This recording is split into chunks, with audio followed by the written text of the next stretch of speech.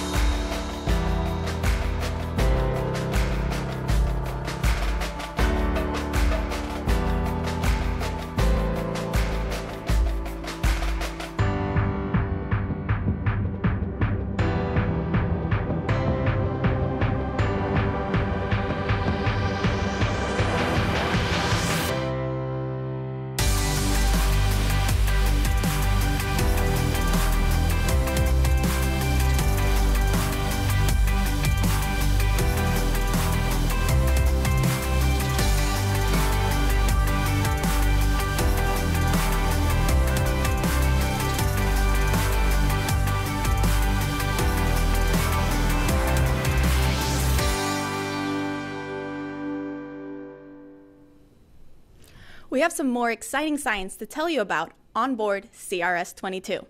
The African Republic of Mauritius, a small island nation in the Indian Ocean east of Madagascar, will now become a spacefaring nation. A team of scientists developed the CubeSat after winning an award from the Japanese Aerospace Exploration Agency in 2018. The satellite will deploy from JAXA's KiboCube. Called Mirsat-1, it has a 3D camera on board, which will take pictures of the region. The team developed the mission to help inspire young people to pursue future space and satellite technology. All our participants, including myself, have been fully vaccinated. Now with us today, we have Dr. Jamie Foster, Principal Investigator for the Umami experiment. Dr. Thomas Boothby, Principal Investigator for the Cell Science 04 mission. And we also have Joe Blair and Jonathan Bonamart, students from Oak Ridge City Schools in Tennessee, who will be discussing the Ramsat, which is a CubeSat on board the rocket. Jamie, Thomas, Joe, and Jonathan, thank you so much for joining us here today. Now, before we begin, for those of you watching, you can make sure to ask questions using the hashtag AskNASA on social media. Now, Jamie, can you tell us what exactly umami is? I mean, I'm seeing a squid there. What is this experiment? Well, this project's all about trying to understand how the effects of microgravity is impacting how beneficial microbes and animals talk to each other. And we chose the squid. We're sending these tiny squid into space to understand how the bacteria are actually colonizing and initiating a conversation at the molecular level with these animals. Wow. Now, Thomas, can you tell us a little bit more about the Cell Science 04 mission? I mean, I'm understanding there is something to do with water bears. What's going on here? Absolutely. So our project is looking at how these tiny little microscopic animals called water bears or tardigrades are able to cope with the stresses of long-term space flight. And we're using these animals because they're some of the toughest animals that we know of. They can survive being dried out, frozen, heated up past the boiling point of water. They can survive thousands of times as much radiation as you or I can, and they can survive space flight and even exposure to the vacuum of outer space. They sound like the ultimate survivors. Now for Joe and Jonathan, can you tell us what the Ramsat is? So the Ramsat is a CubeSat sent up by Robertsville Middle School in Oak Ridge, Tennessee. This will be one of the first satellites ever to be sent up by a public middle school. So the mission of our satellite is that we're looking at the regrowth of wildfires in Gatlinburg and California. So the ones in Gatlinburg were about 4 or 5 years ago, so those are almost done, but we hope to still get a cool picture of the regrowth there. And so the way it works is infrared light on the camera. The plants pick it up as white light, and anything that's not living is like dark and black. And so basically when we take the picture, you'll be able to see white, like a black and white image, but all the white will be life. So basically, if there's a forest fire, you'll see a nice blob of darkness. And then the point is you keep going around the Earth until you can take enough pictures and you can put them together and it'll look like you'll see the life going in and working itself out. So we created this satellite with scientists from our national lab. If you'll show our video, we have created this using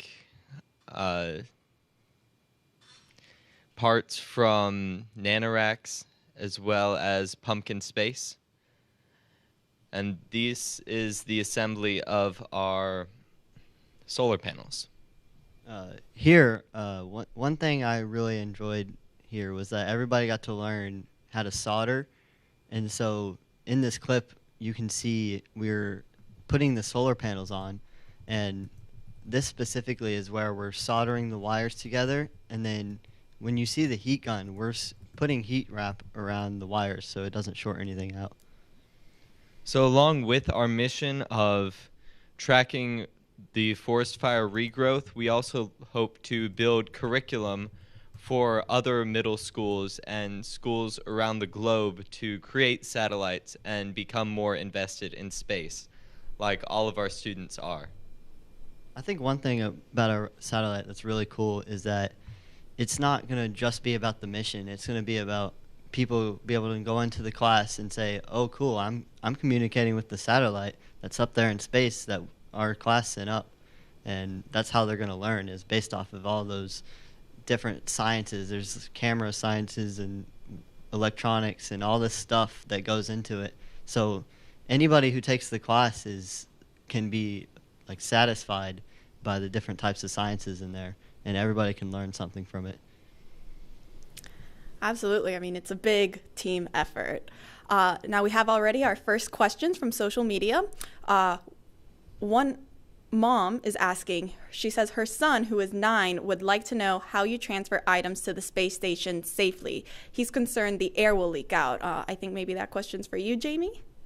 Well, that's a great question, actually, and it's a very important, and we spend a lot of time making sure our experiments are triple checked, and one of the ways that we do that is we do leak tests. So just like that student asked, we have, for example, in my case of the Umami mission, we have the tiny paralarvae or juvenile squid that are going to go in these little bags that have these valves that will allow seawater to kind of move into these environments, and we don't want them to leak. So what we do is we do a whole series of checks where we do pressure tests and we check to make sure that there's no leaks so that the squid have plenty of water for the whole duration. And so that's a really important question, and we do practice these kinds of experiments all the time to make sure that all of these components of the space hardware are intact and ready to go. Very important. You know, I understand you've been working all last night and still have tonight to work to make sure that everything's good to go. Is that correct? Absolutely. So, for example, the tiny squid that we're going to be using were hatched at 1:30 this morning. So we've been processing and getting them together and putting them in their bags and into the hardware, and that's taken a few hours. So we're still in the leak test phase, but we are about to turn it over to SpaceX. So soon. Now we have a question for you, Joe and Jonathan. How do you feel knowing that your CubeSat is going to space tomorrow? Honestly, I really think it's really cool that something we've been working on for the past 6-7 years is finally going up. I know about a year ago we were going to send it up and there was a short in the microprocessor, so we got delayed a whole bunch of time now. But it's about time now. We finally get to watch it. And one thing is we haven't seen a launch before, so it should be really fun. Yeah, I feel ecstatic knowing that kids from Robertsville who have gone on to be even sophomores in college now can see their hard work paying off, starting from just an idea to actually a satellite going up into space. Oh, absolutely. If you see here's another video of students working hard on assembling the satellite. That's great. A long time in the making, for sure. Thomas, we have a question for you. How did water bears get their name? Oh, that's a great question. And I think we actually have a video of a water bear, if we can play that. But yeah, the first time that they were discovered, the scientists that saw them thought like that they sort of walked and stepped like the gait of a bear. And since they're aquatic organisms, water bear was the name that he settled on. And their scientific name, tardigrade, actually means slow stepper. So here's just kind of an enlarged image of a tardigrade that you can see there. But that's how they got their name. Slow stepper. I like it. Jamie, we have a question from our NASA social group. Have these symbiotic squids been to space before? If so, what did you learn? Yes, they have been to space. They went to space on the Space Shuttle Atlantis and in 2011. And what we learned from that experiment was that the squid is probably going to be a really good model for looking at how early dialogues between microbes and animals start. So when the squid, and we have a couple photos, there's a video right now of the squid hatching, and so when they're born without bacteria. And so when they flew before, we learned that they can colonize, that even in microgravity, you can have your proper symbionts, your beneficial microbes, find where they're supposed to go. So they were able to colonize, the squid has a special organ called the light organ, and the bacteria colonize this light organ, and they're luminescent, they're bioluminescent. So the squid has the ability to glow in the dark. So the squid uses that as an anti-predator behavior. And what we learned from that first mission 10 years ago was that the squid is going to make a great model because the bacteria do find where they're going, and they can initiate the colonization in the space environment, and we can track that and we can follow that. So that's why we're going again and looking at a little bit more deeper questions about the actual processes, the fundamental processes of how the bacteria are starting a conversation with the animal tissues. So we're building on those previous experiments from 10 years ago. Ooh, that's very interesting and also a long time in the making. Joe, Jonathan, another question for you. We want to know how many students worked on Ramsat? So a total of 93 students have worked on Ramsat, and this includes former Robertsville students to current 8th graders. So all the way from sophomores in college to 8th graders have worked on this project, set up the ideas, given presentations, and helped make this dream become a reality. Yeah, one thing I remember about working on it is in class at first, it was just all the presentations like, what does the magnetorquer do? What does the solar panels, what do all those things do in the satellite? And so we all learned about it.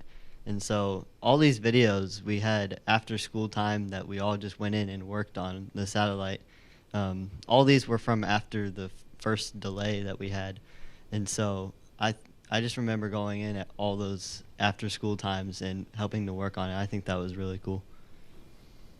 Yep, and this was all done thanks in part to our 37 mentors who worked hard hours to help us bring this idea to NASA and help get this satellite up there. Absolutely. And I believe you also have the names engraved of all the participants. Can you show us that?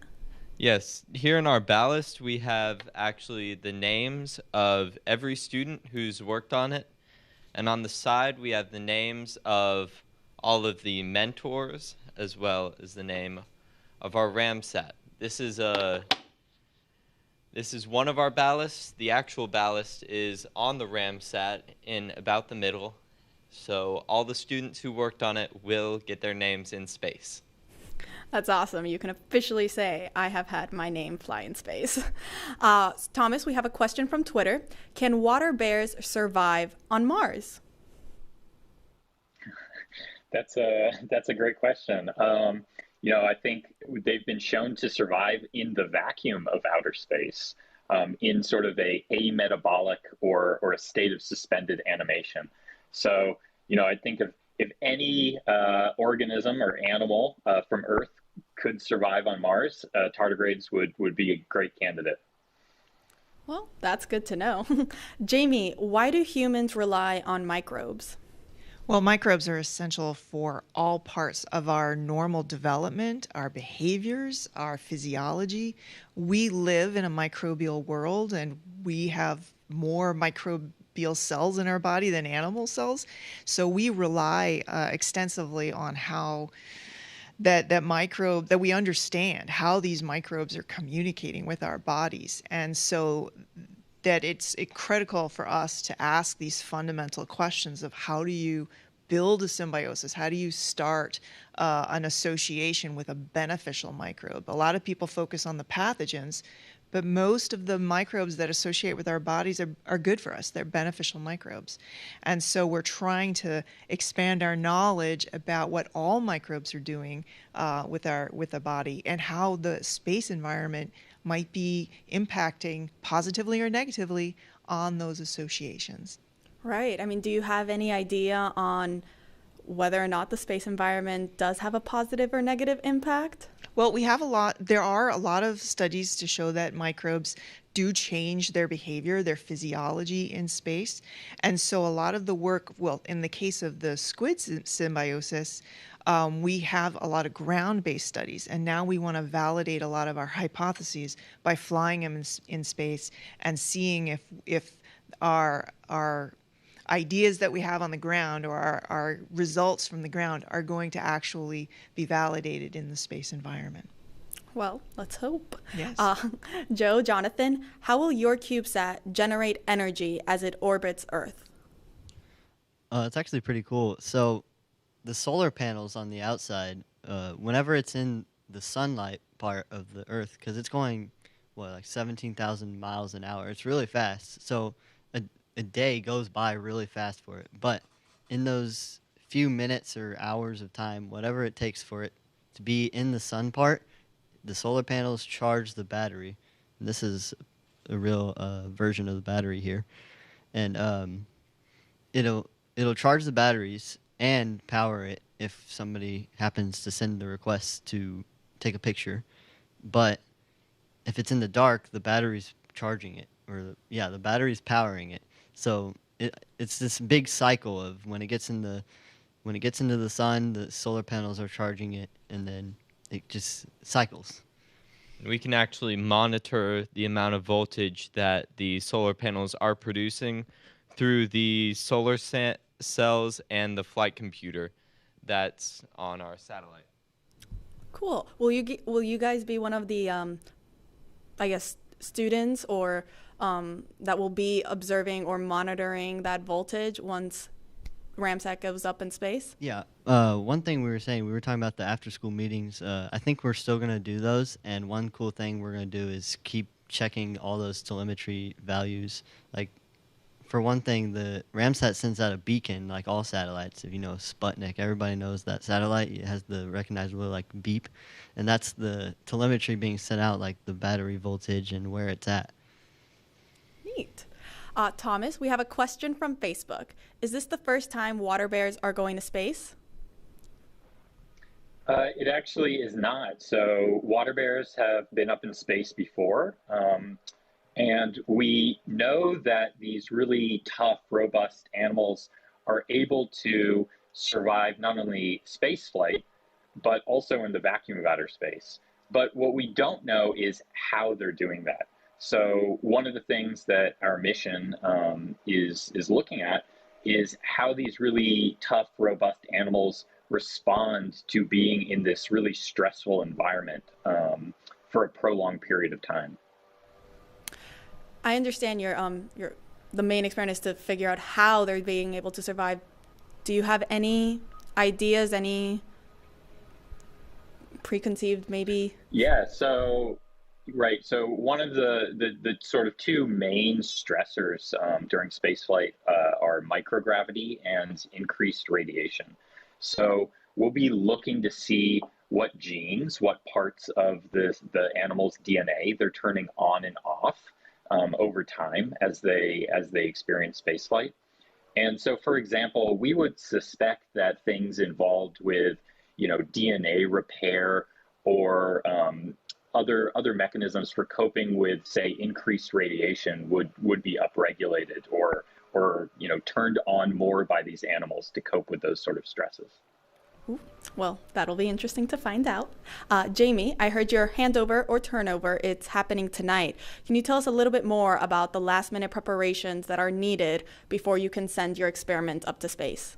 Absolutely. So the animals are very young. They just were hatched about 7 or 8 hours ago. And so we are trying to prepare them by putting them inside their little flight hardware here, these little bags, and we're getting ready and assembling the hardware as we speak and doing leak tests, as we mentioned before. And so all of that will be done in the next couple hours, and then it'll be traveled over to the SpaceX rocket and put into the flight hardware will be put into the rocket, and it'll be ready to go in a couple hours. How does it feel to know that you are so close to kind of giving away, this experiment that's sort of your pet project? It has been a long, as we talked about on the shuttle flight, it's been 10 years since the last, and it takes a long time to kind of make sure everything's right, to get your scientific ideas validated and checked, and so it's a long process. So it's very rewarding and very exciting to know that we're just hours away now from actually seeing some great science happen up on the SpaceX and on station. That's very exciting. I can only imagine you are very much looking forward to launch tomorrow. Jonathan, now we want to know, how big is the CubeSat or Ramsat exactly? So our Ramsat is 100 millimeters by 100 millimeters by 200 millimeters, or to put it in imperial terms, 4 inches by 4 inches by 8 inches. One thing we were talking about, if you want a comparison to that, it's basically the size of a little milk jug, one of those half-gallon ones. It's a very small satellite, but it performs all of its functions to the best of its ability, and we're excited to see it go up. This is a one-to-one scale model, if you're wondering. That's awesome. Jamie, Ashley from Twitter is asking, her 3-year-old cousin wants to know why baby squid glow in the dark.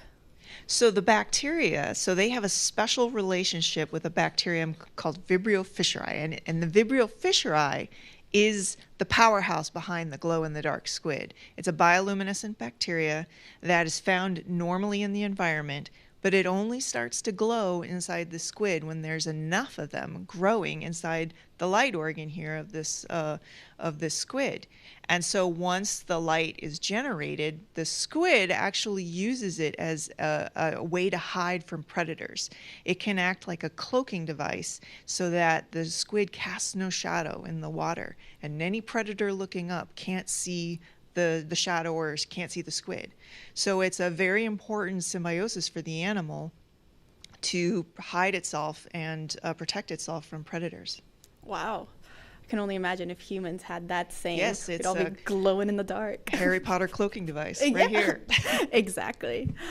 Thomas, can you tell us a little bit more about why spaceflight is considered such a challenging environment for organisms? Yeah, absolutely. So organisms like ourselves that evolved here on Earth are used to the conditions here on Earth. So we are used to the gravity that we experience here on Earth and the relatively low levels of background radiation.